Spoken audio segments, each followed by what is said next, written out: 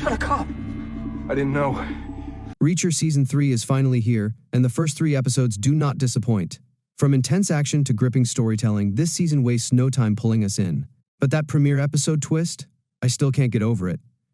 In this review, we're breaking down episodes 1-3, diving into the biggest moments, character developments, and what this shocking reveal means for the rest of the season. Drop a comment with your thoughts. Did you see that twist coming? And don't forget to like and subscribe for more Reacher breakdown. The first 3 episodes of Reacher Season 3 show that the popular Prime Video series hasn't lost its touch. During the episodes, Reacher has to think on his feet more than ever before while working undercover for Zachary Beck, the apparent owner of Bizarre Bazaar, a rug business. Reacher meets Beck's son, Richard, who is deeply damaged from his earlier kidnapping.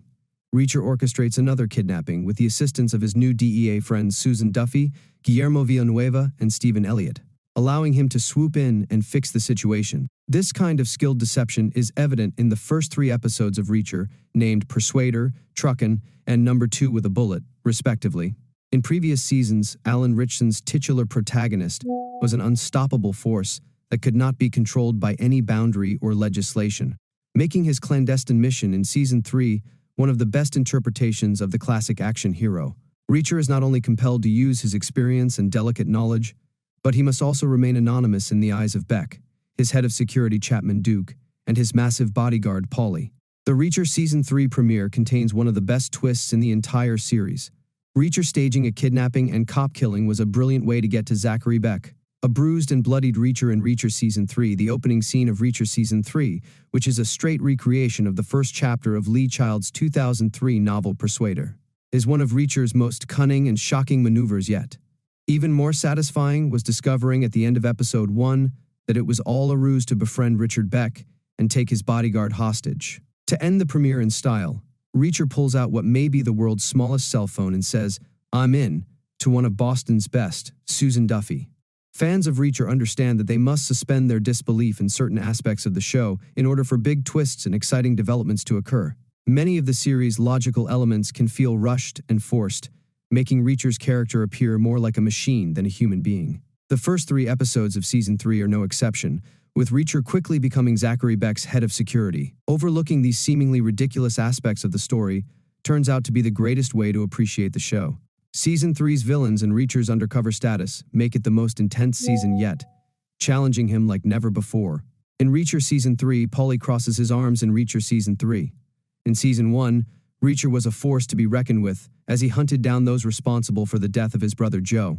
Reacher Season 2 featured him as a member of an elite group of military colleagues who are the closest he has to his family, including Frances Neagley, played by Maria Sten. While both of Reacher's prior missions were thrilling and frightening, every criminal he met appeared to be within reach. Season 3 ups the ante by adding the series' most powerful adversaries yet, including Beck and Paulie.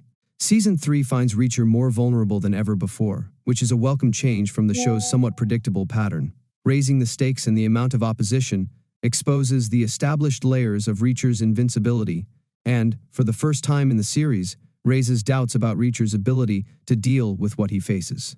Increasing Paulie's physical strength and the adversarial brutality of Beck and Chapman Duke encourages Reacher to be more cunning and discreet under immediate pressure, making for an engaging viewing experience. Season 3 demands Reacher to use a wide range of physical and psychological talents just to keep his head above water, putting him in his most dangerous scenario yet. Reacher Season 3, Episode 3 also features Julius McCabe, who appears to be a greater menace than Beck, Paulie, and Duke combined.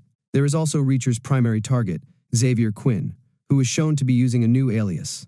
Season 3 demands Reacher to use a wide range of physical and psychological talents just to keep his head above water, putting him in his most dangerous scenario yet.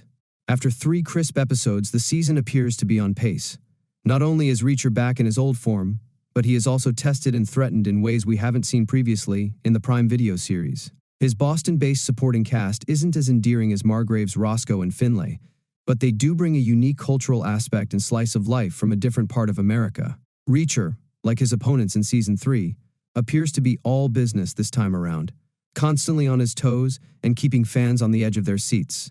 Reacher Season 3 appears to be more present than previous seasons, with less emphasis on detailed background or romantic side quests to fill serial runtimes. Reacher, like his opponents in Season 3, appears to be all business this time around, constantly on his toes and keeping us on the edge of our seats. Thank you for watching.